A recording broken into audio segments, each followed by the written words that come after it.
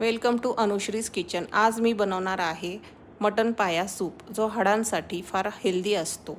सर्वात अगोदर मी पायाचे पीस व्यवस्थित स्वच्छ धुवून घेतलेले आहे व हे पीस एक एक करून गॅसवर व्यवस्थित भाजून घ्यायचे आहे।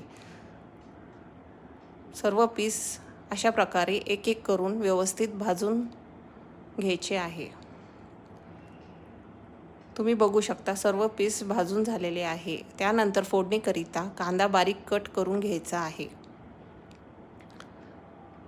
त्यानंतर एका कुकरमध्ये तेल गरम करून कांदा परतवायला टाकायचा आहे व त्याच्यामध्ये थोडे मीठ घालून व्यवस्थित परतून घ्यायचे आहे। व एका कुकरच्या भांड्यामध्ये खोबरं, लसण, जिरं, अद्रक, कोथिंबीर याची पेस्ट करून घ्यायची आहे। बारीक पेस्ट करून झाल्यानंतर ही पेस्ट कांद्यामध्ये टाकून वरतून हळद व मीठ घालून व्यवस्थित परतून घ्यायचे आहे।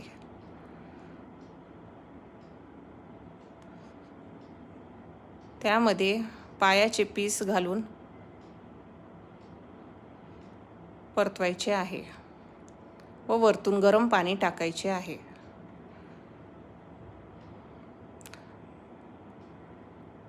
गरम पाणी टाकून झाल्यानंतर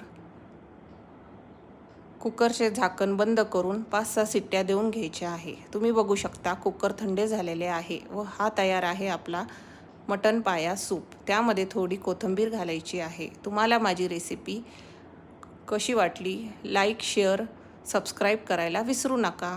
थँक्यू।